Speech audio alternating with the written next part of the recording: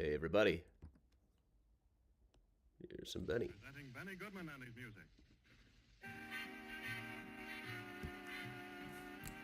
All right, everybody.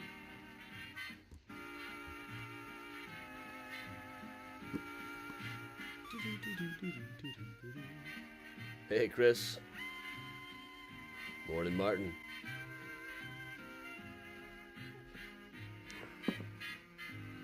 Sunday she knows what's up. Hey, Karen. Actually, next Sunday I won't be able to do a tour. I'll be out with the school group. I'll try to pull something together anyway. Hey, Ann. Hey, Grace. Hey, Octavio. Hey, Bob. Morning, Ann. And Karen. Hey, Avi. And Carol, Pat, Emily, Deanna. Welcome, everybody. Hey, Barbara. Hey, Vicky. Speaking of Priya, we found out it is officially her birthday today. She is 1 year old today. Hey, Casey. Hey, Kelly. We'd been kind of thinking it was around this time, but no, it was today. Hey, Pamela, glad to have you while we can. Hey, Rob, Casey, Sunshine. Sunshine, Mary Ann. Hey, Gail. Hey, Amber. Grace, Vicky, Alicia. How you doing? What do? Hey, Carolina and Caesar from Poland over on YouTube.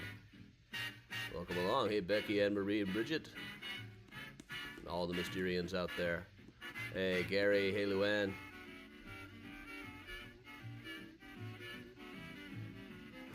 Both cats are presently on the couch. They're sleeping, but they're back there. You can see Priya a bit better. Hey, Luann. Hey, John. Hey, Jenna.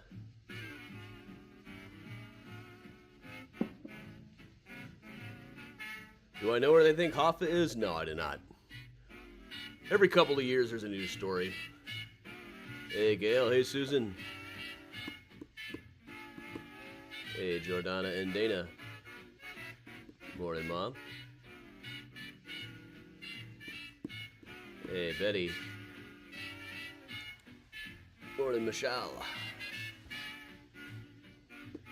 Hey, Mars. You know, we weren't sure when Priya's birthday was. We knew it was around now. We got a text alert yesterday. Oh, it's today.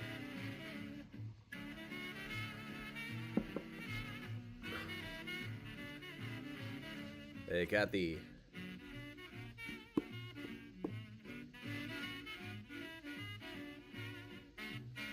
Hey, Edwina, Dana.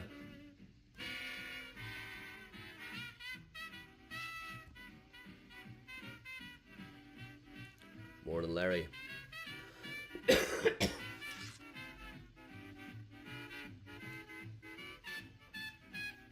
Morning, Kathleen. Hey, Heather, and everybody who's going to be joining me at noon. Why, that's just a couple hours from now. Maybe I should have made that a 1 o'clock tour. Chicago actor tour. That'd be kind of tricky. They're all kind of spread around. So I could do it for a virtual one. But I don't want to step on Chicago movie tour's toes either.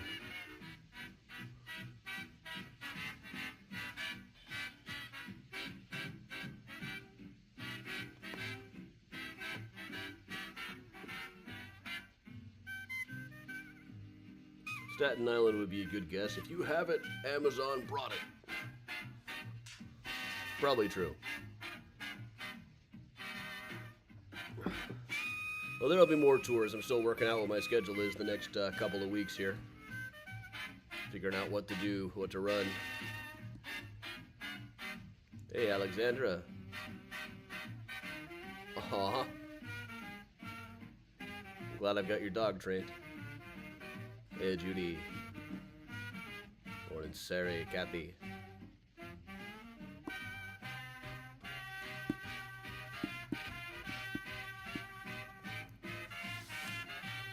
Next week, once again, I'll be with a school group. I forget what our schedule is Sunday morning. I'll have to look into that. Well, I got it over here. See, where will I be next Sunday morning?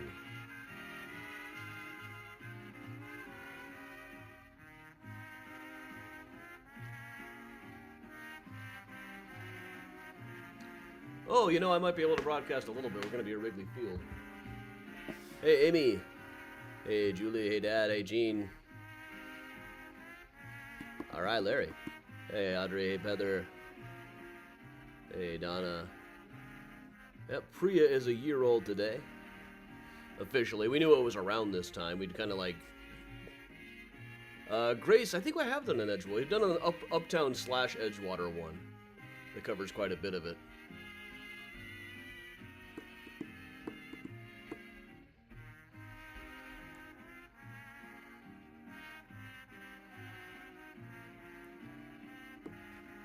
I might end up taking him on a cemetery tour. There's a lot of gaps in the schedule.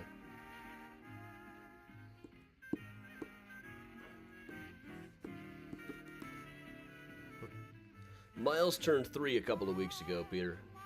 We're still not sure on an exact date on him, but it's sometime around March. Priya turned out as April 3rd. So she is a year old today. I'd go bug her, but she is very comfortably sleeping over there by Miles on the couch right now. You're all I'll ever care for with all my heart.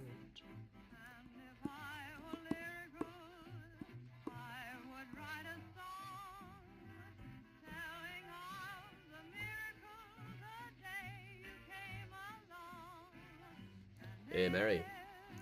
Morning, Leah. You say again, I love you with all my heart. Hey, Joe. 4 p.m. in the UK.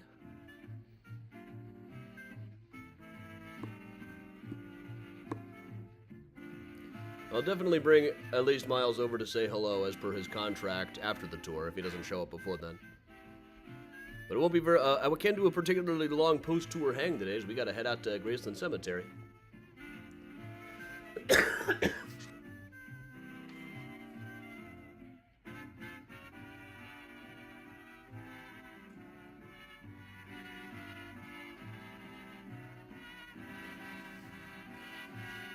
Hey, Eric, Laurie, Anna Maria. Hey, Eric and Susan. And gets a lot of rhythm out of Walk, Jenny, Walk. Hey, Pamela.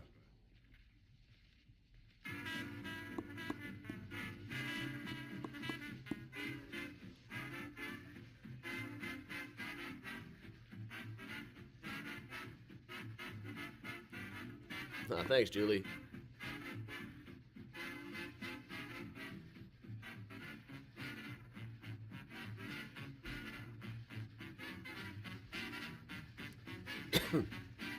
Morning, Ellen. Hey, Nanette. Oh, Lane, I imagine so. It looks like we might be able to arrange something to keep doing tours during the summer. Bundle up. When I booked this one for this afternoon, I thought it was going to be warmer. What is the oldest neighborhood in Chicago? Basically the Loop, Carol.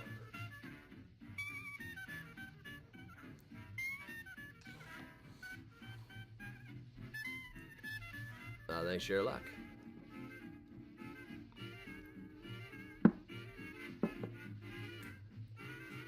Howdy, Donna. Howdy.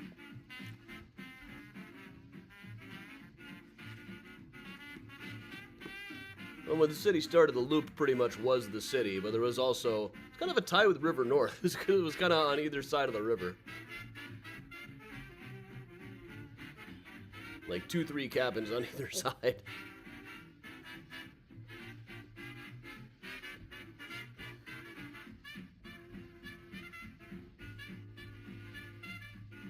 Ooh, a dirigible Graceland tour. Then we'll land it on the Intercontinental.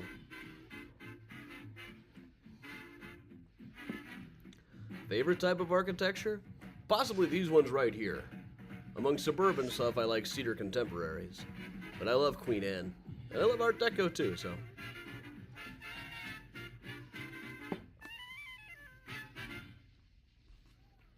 More on Graham and Bell. Alright, we're going to let Benny Goodman do one more tune here while people get logged on. Benny Goodman. And now another one just in the same vein. Rosetta.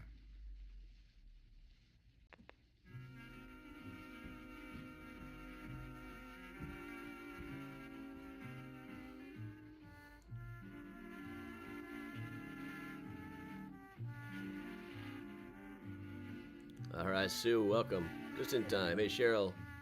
Gonna let Benny Goodman do one more tune here.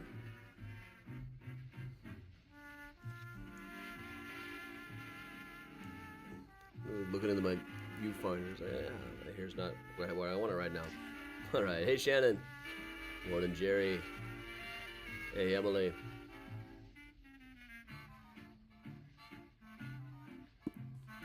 Morning, Lisa. Letting Benny finish one more tune before we get started properly. Hey, Paula. Morning, Julie. Hey, Jackie. Glad to have you back.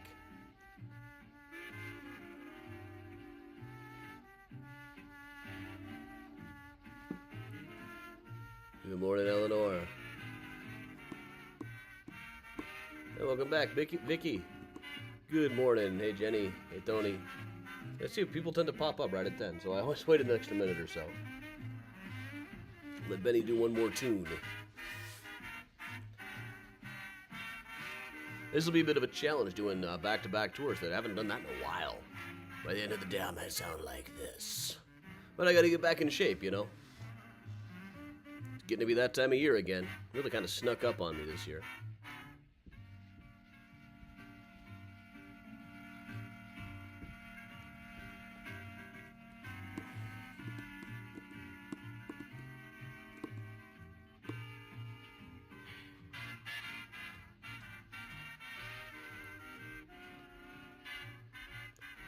So once again, while people are popping in, next Sunday I'll be with a school group. Friday through Monday. I'll try to go online when I can, but it's going to be a little more sporadic than we're used to. Octavio, she likes the squeezy treats. Those ones that are like cat go-gurt.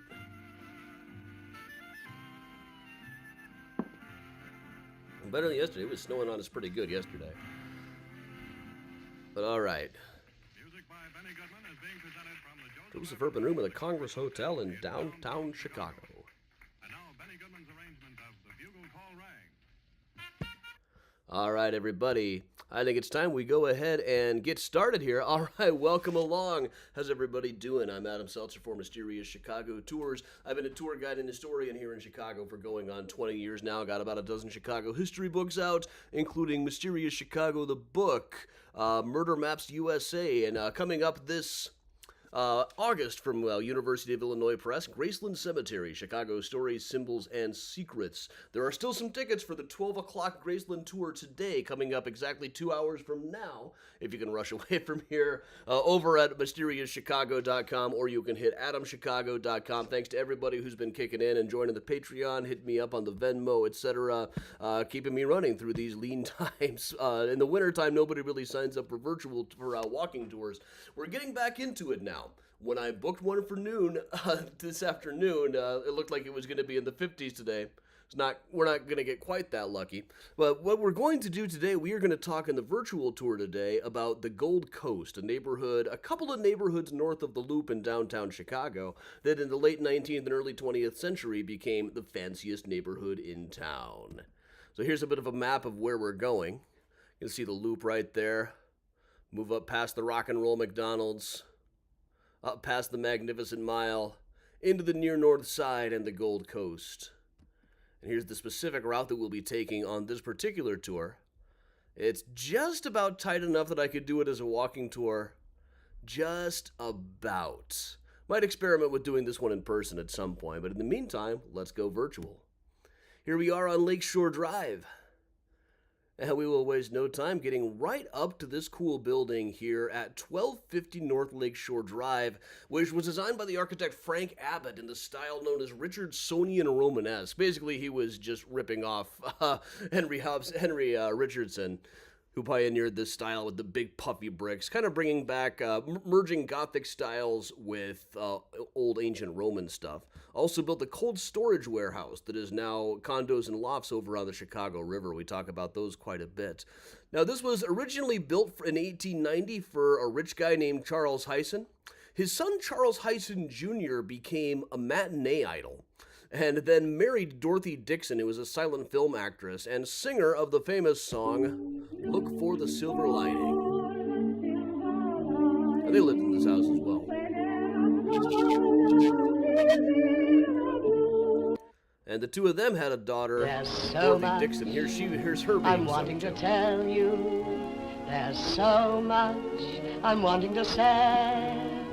There's so much I feel that I owe you. Catchy tune, huh? But that's probably about what I imagine that it looked like inside of this place, back when the Gold Coast was the fancy place and everybody had to have their own ballroom. But we're going to move down the block from here just slightly. Couple of houses down, you drive by this and kind of miss it on Lakeshore Drive all the time. This building that's remarkably different from the others. This one is by Hollibird and Roche. It was known as Desdemona's Palace. It was based on a building over in Venice. In fact, it's almost an exact copy of this building that is said to be the home of Desdemona, the character in Othello, the Shakespeare play. Now, eventually, it was well known as that. They called it the palatial home known as Desdemona's Palace at 1258 Lakeshore Drive. This night, they were selling a whole bunch of stuff out of it. It was eventually bought up in the 1920s by Edgar Lebensberger. Edgar Lebensberger operated a fancy gambling parlor called the 225 Club at 225 East Superior, but this was the late 1920s, early 1930s. If you owned a nightclub at the time, you were probably going to get mixed up with the mob, whether you liked it or not. In the early 1930s, the remnants of the Capone gang were looking for new rackets, now that bootleg liquor wasn't going to be paying off quite as much. So Frank the Enforcer Nitti got Edgar involved in a scheme to steal $500,000 worth of bonds out of the mail.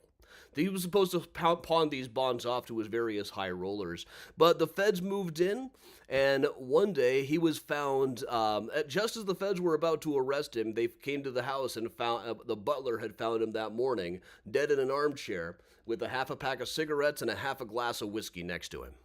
They did a lot of analysis on it, trying to figure out whether it was a murder or a suicide or what. The story his family always told was that the guys from the outfit had shown up and said, okay, they're closing in on us and we don't want you talking, so here's some whiskey and here's a gun. If you don't take care of it yourself, we'll take down your wife too.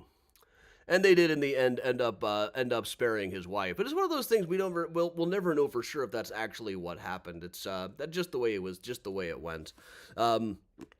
225 was later owned. The ownership of it passed to Machine Gun Jack McGurn, another former Capone remnant, who himself was not long for this earth at this point. But let's swing around here to some cool old houses down on Aster Street. A street or two down from Lakeshore Drive, including particularly these three townhouses coming up over here. These, it kind of looks like one big mansion. It's really three townhouses. The one on the right was occupied by Potter Palmer for a while this bigger place was being built. Also by boring old H.H. Porter, a guy who's at Graceland who was part of the Jekyll Island Club. We saw his mansion at Jekyll Island in Georgia this past winter. But the one in the middle was occupied by John Wellborn Root of the architecture firm Burnham and Root, who designed this place. After his rather early death in the 1890s, it was occupied for some time by his sister-in-law, Harriet Monroe, who wrote a whole biography of him. She was a big patroness of the arts, and one of my favorite things about that ever happened in the house was in 1902, she hosted a reception for the most popular author of the year, a teenage girl from Butte, Montana, named Mary McLean. Now, she wrote this book called I Await the Coming of the Devil. It was just really a bunch of personal essays that could have fallen apart. Today we would definitely classify them as emo, but they were really very good. Also, it was way ahead of her time. She talked about things like being in love with another woman. I'll read just a little, the clip of it I always read is, from the soft, persistent, maddening glances of water cart drivers, kind devil, deliver me. From insipid sweet wine, from men who wear mustaches, from the sort of people that call legs limbs, kind devil, deliver me. From unripe bananas, from bathless people, kind devil, deliver me. From soft old bachelors and soft old widowers, from agonizing elocutionists who recite curfew shall not ring tonight, and the lips that touch liquor shall never touch mine. Kind devil, deliver me. From people who persist in calling my good body mere vile clay. From fools who tell me what I want to do, kind devil, deliver me. From a nice young man, from tin spoons, from popular songs, kind devil, deliver me. I love that. It's way ahead of its time. It's very much an example of what a teenager in Montana would have thought of popular culture as of the turn of the 20th century. Love that. We're going to move just down the road beside it here. They tore up the road beside it to repave it a while, and underneath it were all of these old wood paving blocks. There was a brief period when they tried to line all of the roads with wood, because that's not exactly fireproof. There are certain points where you could really see what it was like. And of course, naturally, yeah, I helped myself to quite a few of them. I got one right here on my desk, even now. We'll also move just down on the other side from there to see a totally different architectural style. This is the old Aster Tower Hotel, designed by Bertrand Goldberg, who was probably most famous for the Marina City buildings. Now, it's often said that he used to say there are no right angles in nature, so there shouldn't have any in architecture either. It's kind of, the Aster Tower kind of goes against that. It really is kind of a big white rectangle. Any number of stories you could tell about this, but perhaps my favorite is in 1966, an article appeared by Maureen Cleave called How Does a Beetle Live?, in which John Lennon speculated that Christianity was on the wane and said we might be more popular than Jesus now ourselves, which in England was nothing. And the decline of Christianity in England had been a common dinner table conversation there since World War I.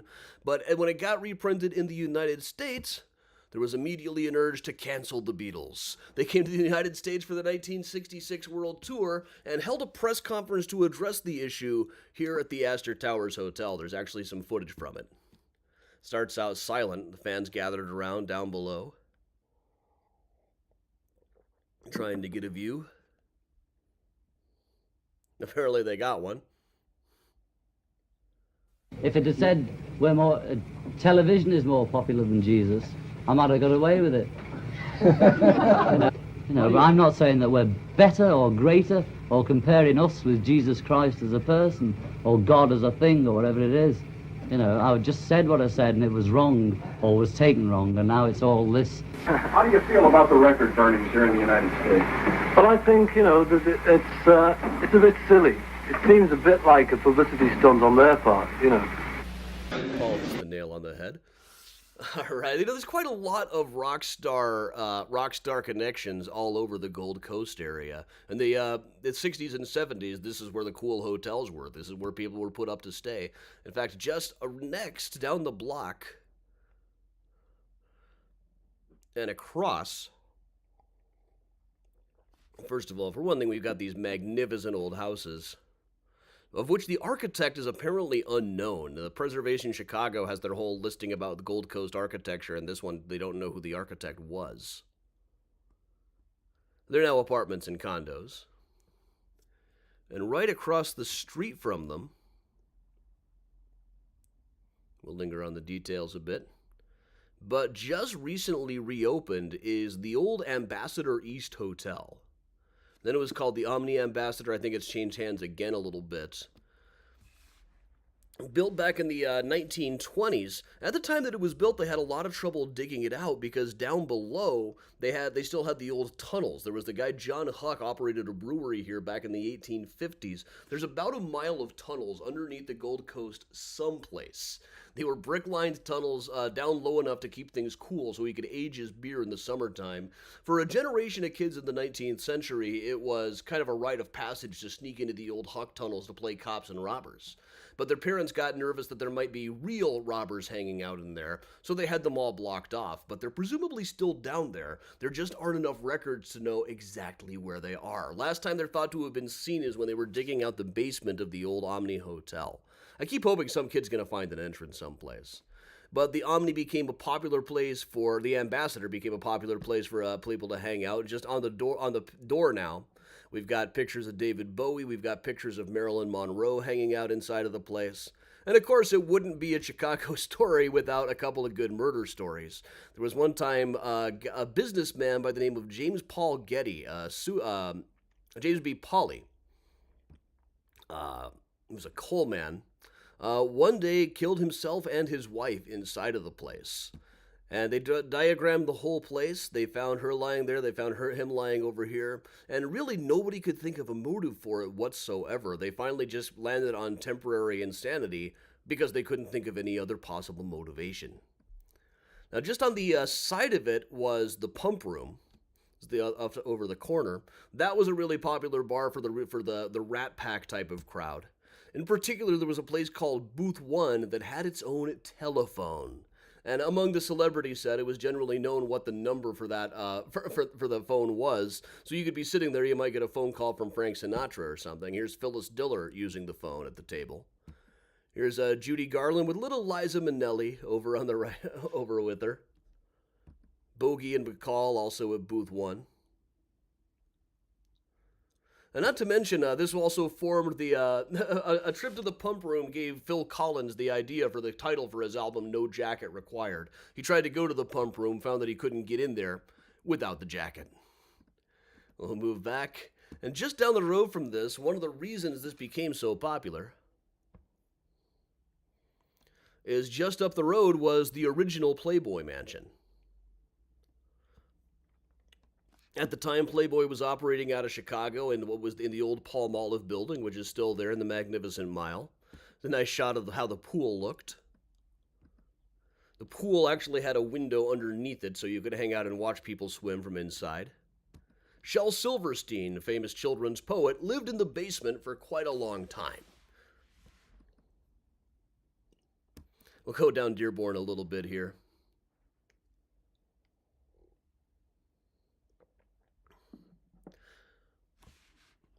Right down here, this is one that I didn't initially include on the tour, but so many people asked me about it afterwards the first time I did. This place at 1239 Dearborn was briefly Ernest Hemingway's house, shortly after he got married. So I'll include it this time, that's about all I can tell you. He lived there for a little while, that's about it. Some of these places, there's great architecture, but not too many great stories to be dug out of them. Sometimes it's not great architecture, but lots of great stories. One place in particular that I wish had better stories behind it is a little further north on Dearborn. 1325 is this gorgeous, colorful place coming up known as the Montagna Flats. These were designed by an architect named Kurt Gottig, who is not known for anything else.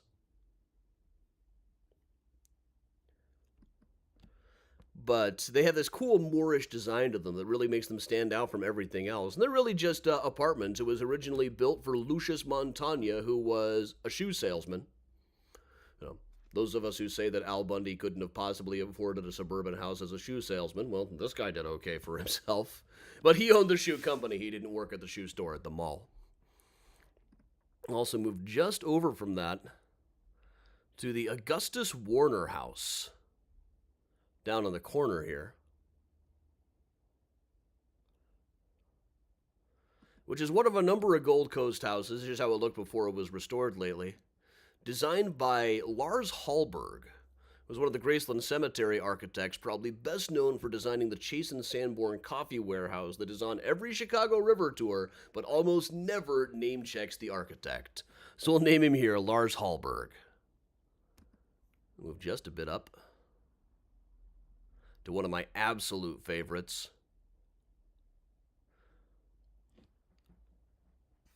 1401 North Dearborn, designed by the architect Asa Lyon, who is built a lot of stuff in Evanston, but he's not really known for much of anything else.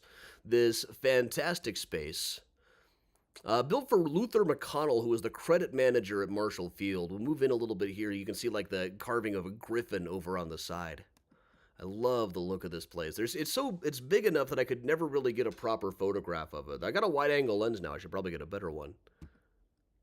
Also, there's this, people walking by this always wonder. It's on the corner of Dearborn and Schiller. This is a stained glass portrait of Mr. Schiller based on this famous thing. Now, this was owned for a long time by Richard Dreyhouse, who I imagine did a lot of work cleaning it up.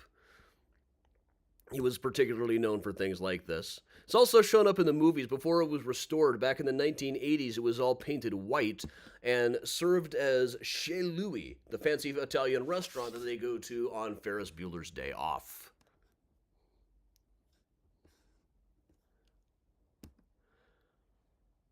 I'll move up a bit here. Still on Dearborn Street. All of this has been on just one long walk. Welcome those of you coming in late.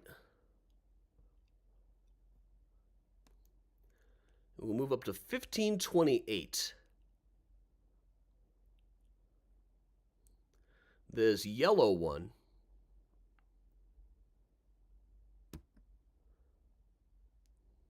was the home of Carolyn Corbin. Now, Carolyn Corbin, there's a lot of stories, especially at like Graceland Cemetery and on the cemetery tours, about famous suffragists. Carolyn Corbin is kind of the opposite. She was a famous anti-suffragist. She was heavily into the crusade against women voting. Was known to say things like, the American people will never have any sympathy with a doctrine that leads to promiscuous prostitution as a substitute for the family, and that would abolish the Christian home and set up a code of social morals by the side of which Mormon polygamy and Mohammedan harem are commendable and altogether virtuous. Should such a calamity ever occur as the success of socialism, the last of the confiscations will be the home, and after that, chaos. She would be right at home on the modern right wing. To her credit, though, she at least gave up after women in Illinois got the vote, which happened before it did in the rest of the country. It came here in 1913. And after that, she just kind of shut up and faded into obscurity. Just over down, we talked to, somebody asked earlier if there are any unrestored, unmodernized alleys, unmodernized streets. I'm not sure there's any that haven't been updated at all, but perhaps the most famous of the wooden alleys, and there's a few wooden alleys floating around. Perhaps the most famous is the one over here next to the Cardinal's Mansion, which is an 1885 building by James Willett. Move up and get a look at the mansion first. 8 archbishops have lived here, though the current one didn't move in. He lives at Holy Family Cathedral, building with 19 chimneys. And then alongside it is this alley that was paved that never really got modern paving. Though the wood blocks here are also not original. They were restored in 2011 with black locust wood. Originally they were creosote and cedar. At the time of the Great Chicago Fire, there were 50 miles of wooden alleys in the city. We're down to just a couple of alleys now.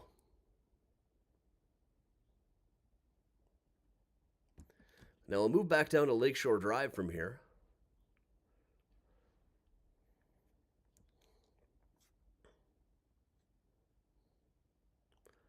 And come to what is now the Museum of Surgical Sciences. Originally built for, based on a palace that is part of the Versailles complex, where Marie Antoinette hung out.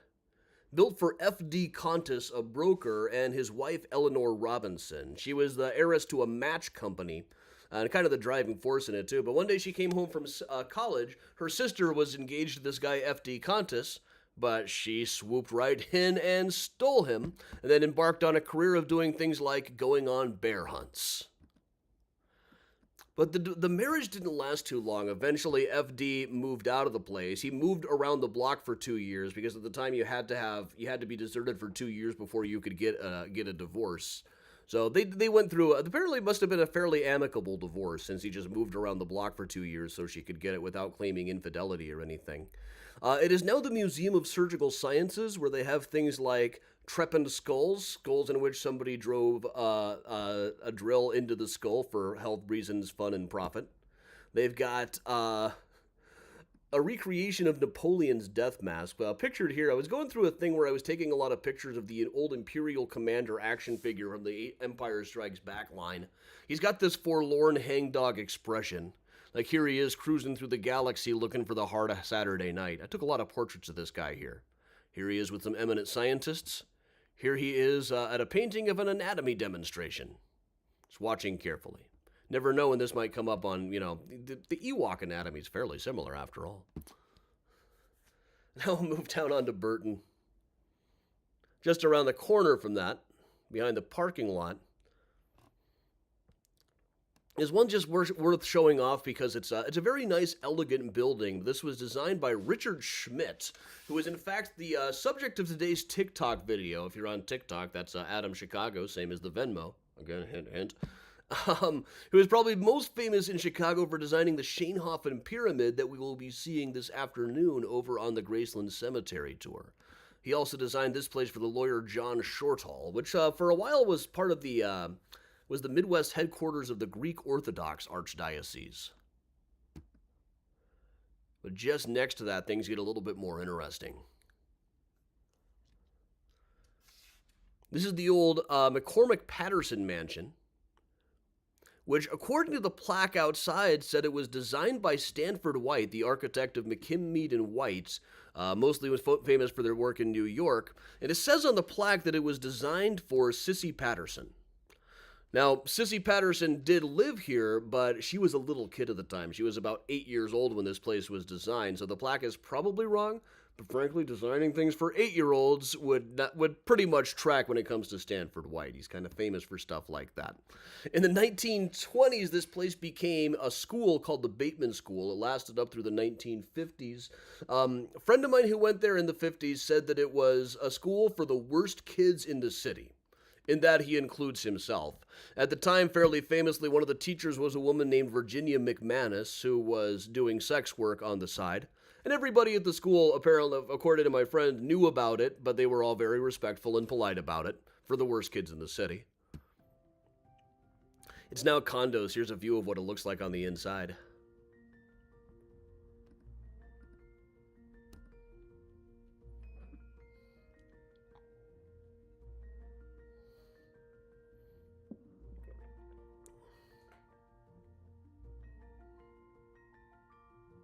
Billy Corgan from Smashing Pumpkins owned one of the condos for a long time. He might still own it. I know he had it for sale for a while. In a room that my friend said was the library.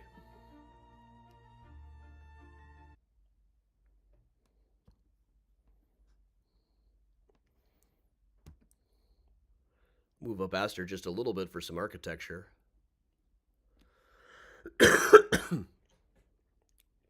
At 1431,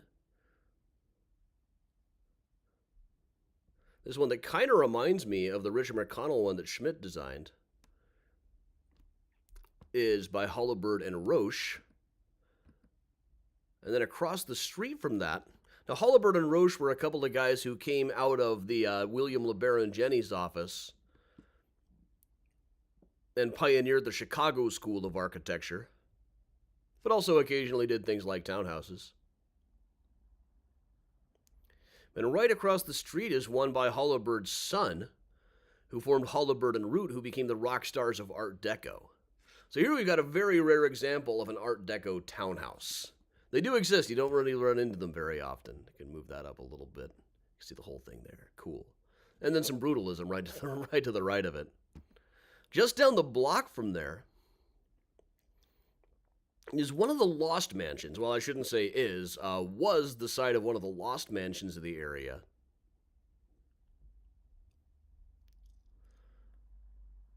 Specifically, the mansion where little Louise de Koven Bowen lived as an adult. Now, Louise de Koven Bowen, when she was just a kid, Louise de Koven, very well remembered the day that her father said, "Hey, there's a new park in town. Why don't we go see it? It's called Lincoln Park." So they went to Lincoln Park, but at the time it was still in transition from being the old city cemetery, just a couple of blocks north of where we are right now. And she went around there and said, "I am never coming here as a park." So at the time, they were still in the process of moving all of the bodies, and she said that you could still see stray bones lying around, as though some of the bodies had, on their way up to Graceland and Rose Hill, had left a bit of their anatomy behind and might have to come back for it at some point.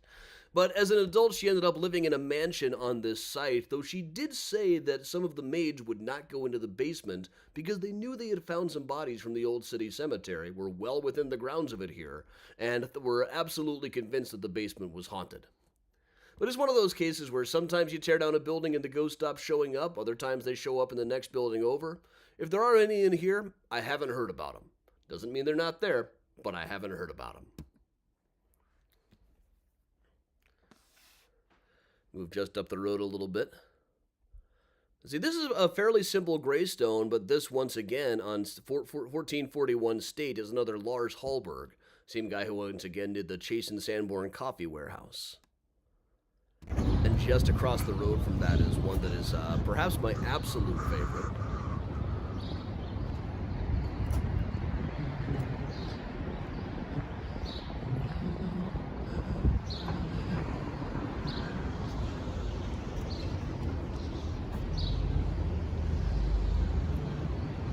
(1528) State.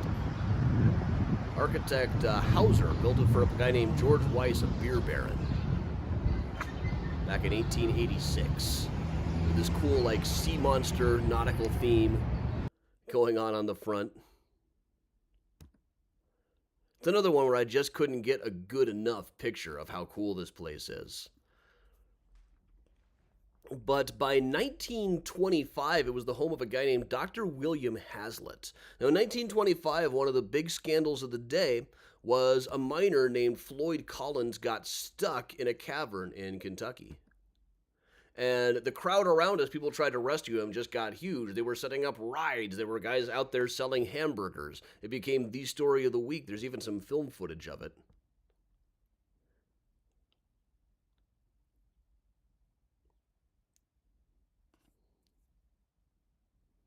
As workers gathered around trying to save Floyd Collins, who was pinned inside of this. It was very similar to that episode where Bart Simpson falls down the well, or pretends he does, and then really does. It was also the subject of the obvious basis for a movie called Ace in the Hole. It's a really good movie.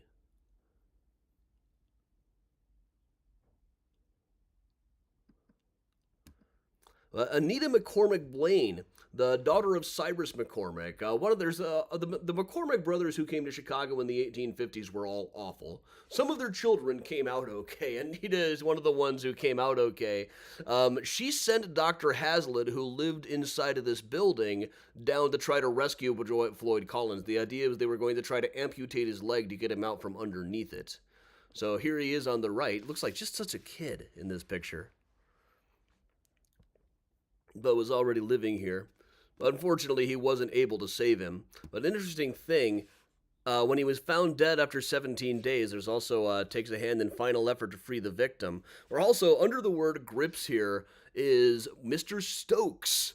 Stokes pops up all over the place. He's the guy who built the Ansonia Hotel in New York City, was shot by a couple of people who worked there, who then tried to take their act on stage. He was here because he had decided that the woman he married had formerly been an inmate, a worker at the Everleigh Club, the fanciest brothel in town, and went all over trying to prove this wide-ranging conspiracy theory. But Floyd Collins was unable to be recovered, and they just eventually mined their way down to where he was and just made him a tourist attraction. His coffin was just left there, and at one point it even had a glass opening so you could look down and take a look for yourself. Now, this building is another one that has now been broken into condos or townhouses. It's actually been for sale lately. Let's take a look at the inside of this from the real estate listing.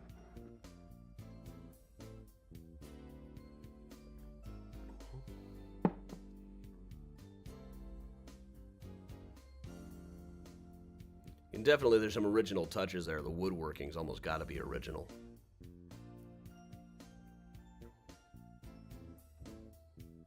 Jeff, I have.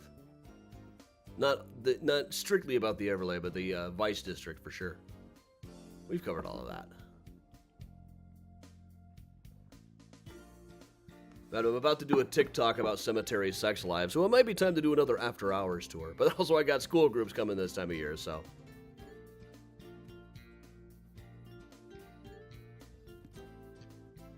Absolutely stunning.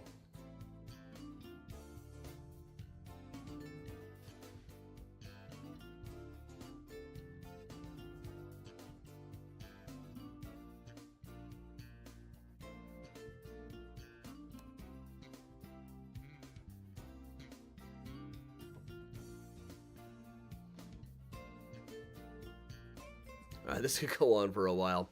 But all right, everybody, we kind of rushed through today because I got to rush off to get to the in-person tour, but I want to give everybody time to make it. So All right, let me give you some quick plugs for the upcoming events. We just did the Gold Coast tour, and in an hour and a half or so, we'll be doing in person at Graceland Cemetery. I'm going to be hightailing it from here to there. Thursday night, right before the school tour season starts, we will be doing a virtual ghost tour for the first time in quite a while. And then, of course, up until then, we're going to be trying to continue the regular schedule of morning mini tours up through about Friday. Friday through Monday, I'm going to be with a school group, so I'll be on kind of sporadically, but it'll be a lot of different stuff than we're used to around here. So always cool stuff coming up. There won't be a full-length tour on Sunday morning. That's going to happen a few times over the course of the spring while I got the school groups here, but I'm sure you guys will find some way to spend your time, and please come back to me when we come back. I've always been so paranoid about this.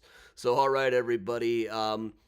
Should you need a Mysterious Chicago sweatshirt, hoodie, etc. to remember me by, cafepress.com/Mysterious Chicago has got everything you need. And for now, I do have a few minutes to go, so I will put on the Benny Goodman and we'll just hang out like always. Thanks, everybody.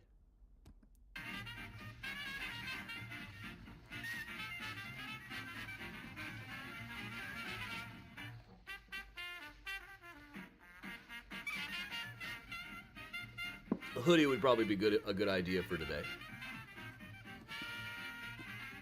Thanks for coming out, everybody.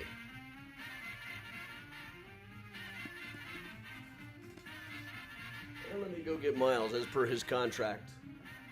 Miles. I know you're not sleeping.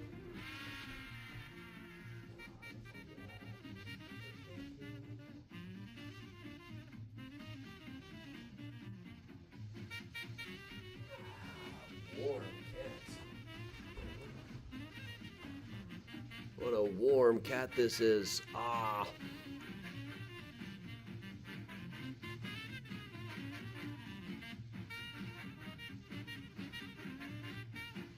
Oh, look at this guy. Those ears just perked up. You can hear Sammy, the upstairs cat, out in the hall.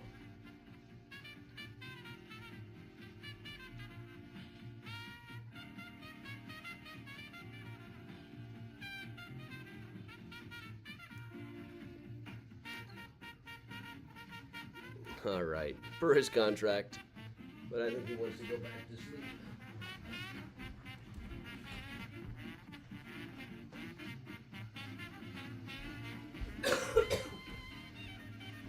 I may be eating those words in about 5 minutes, of course.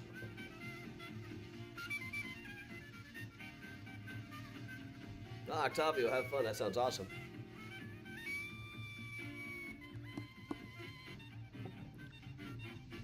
So Faces of the Forgotten's doing what, the White City? I hear mixed reviews on Faces of the Forgotten.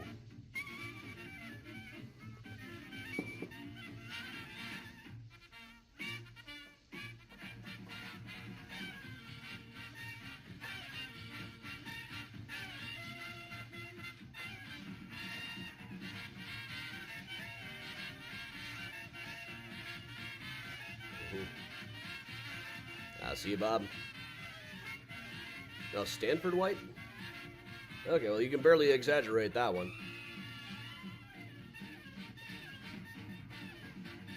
Yep, here he's back again.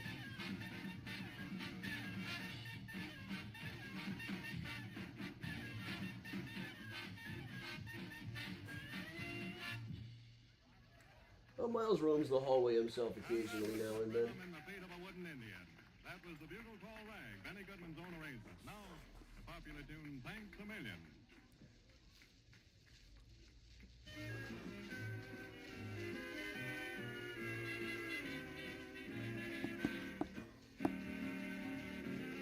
I'll see you soon, Bob.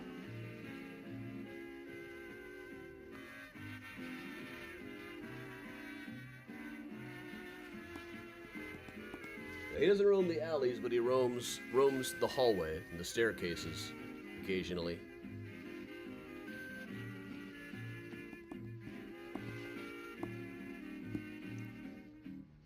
Judy, I've got some stuff on those buildings filmed, but I've never really used it.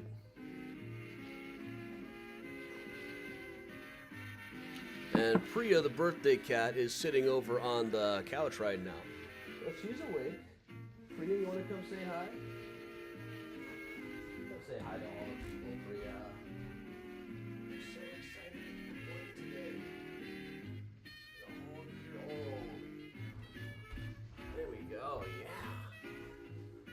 How old are you, Priya? How old are you? Yep, 1.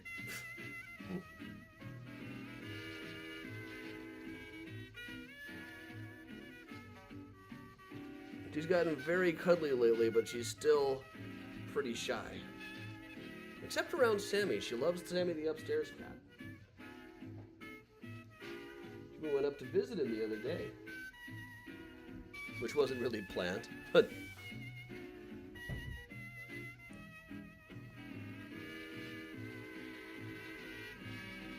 Many happy returns, Priya. Go see Ronnie. She wants to say happy birthday, too. Down Harlem Way, they're all trucking. And here's Helen Ward to tell you all about it. Where did Dr. Worthington hang out or live? I will have to check.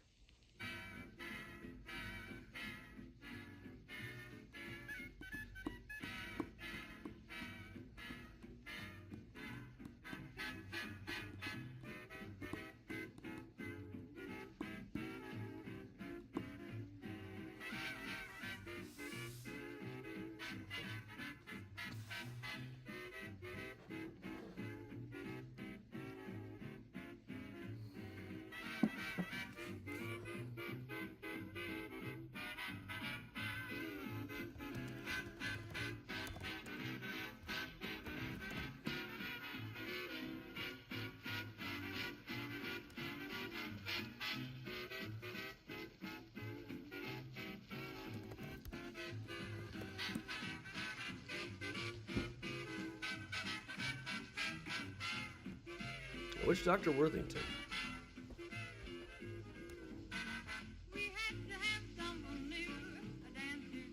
Alright, see you then, Laura.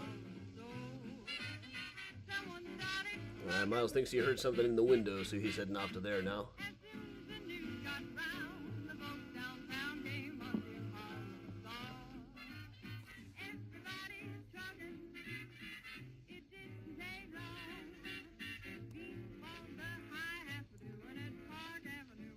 All over town.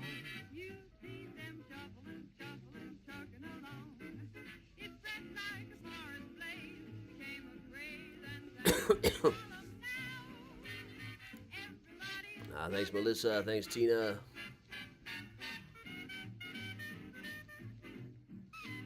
Oh, there's Dr. Lebensberger hung out with the gangsters.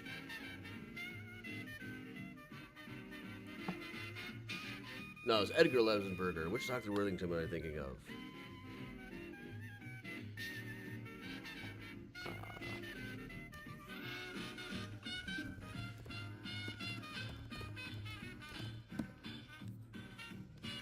I don't have it in my notes on this tour.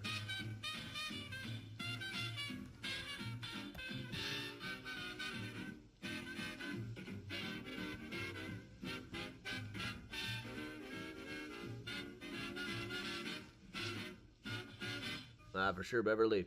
Gene, it's about 45 in Chicago today.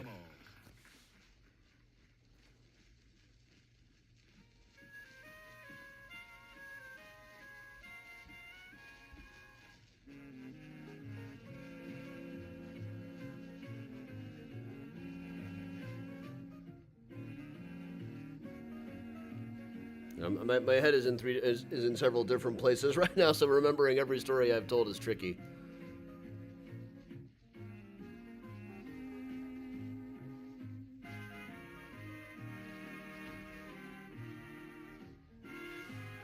Plus, I'm still ghostwriting a children's book. I was going to take a break. I wrote almost all of it in 6 days. Figured the 7th day would be a good day to rest, but...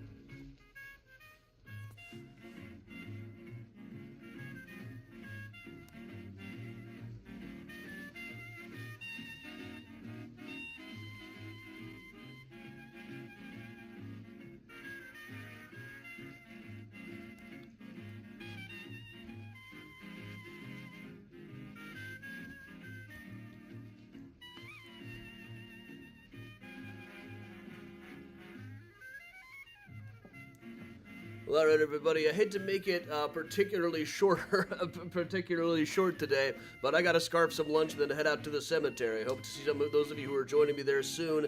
Once again, some upcoming stuff. We're still running throughout this week. Thursday night's going to be a virtual ghost tour. The next few days after that are going to be a little bit more sporadic than usual because I got to work with my first school group since the pandemic, showing them what it's like to live in a big city. We've got a couple of those coming up. I'm kind of easing back into it this year. But all right, everybody. So in the meantime, thanks a lot for joining me. We'll be back with Mural Monday tomorrow morning. So until then, stay safe, stay strong, and of course, above all, stay spooky, everybody.